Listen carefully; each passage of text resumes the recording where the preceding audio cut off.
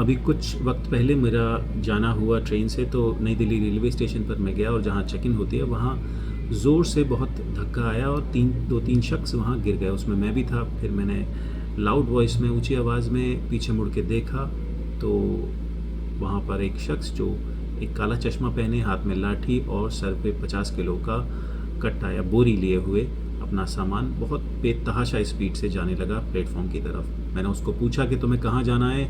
उसने बोला कि मुझे 16 नंबर प्लेटफॉर्म पे जाना है जहाँ गाड़ी खड़ी है और छूटने वाली है। सर मुझे गाड़ी में बिठा दीजिए।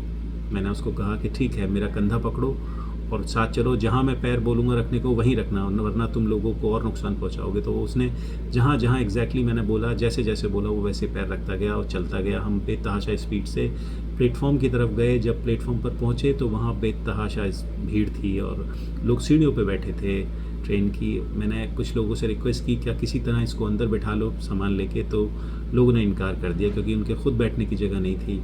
तो इस सारी चीज़ों को होते हुए लोग आसपास देख रहे थे, लेकिन मदद को कोई नहीं आया। फिर मेरे को छोड़ना उसको अजीब लगा। फिर मैंने एक कुली से बोला, क्योंकि उस शख्स ने बोला सर मुझे विकलांग बोगी में बिठा दीजिए। तो मैंने कुली को बुलाया, उसको बोला कि क्या तुम इसको विकलांग बोगी में बिठा दोगे, क्योंकि मेरी भी ट्रेन छूट रही थी, अगर तुम बिठा दो मैं तुम्हें पैसे देता हूँ। तो उस कुली ने इनकार कर दिया। अब उसको इनकार करने के बाद भी वो आसपास घूमता रहा और उसके थोड़ी देर बाद वो फिर दोबारा हमारे पास आया। उसने कहा कि मैं बिठा तो दूंगा सर, लेकिन आपको मेरे साथ चलना होगा।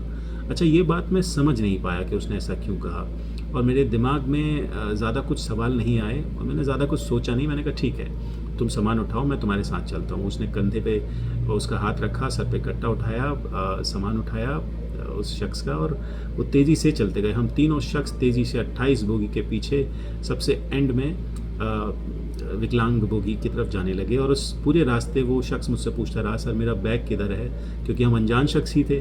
तो बार बार उसको अपने बैग की चिंता रही और मैं दिलासा देता रहा कि बैग तुम्हारा हमारे पास ही है, तुम चलो, हम तुम्हें विकलांग बोगी में बिठा के जाएंगे। तो वहाँ पहुँचे तो वहाँ पे जब बैग अंदर रखा, सारा सामान अंदर रखा, मैंने उसके सामान पे उसका हाथ रखा।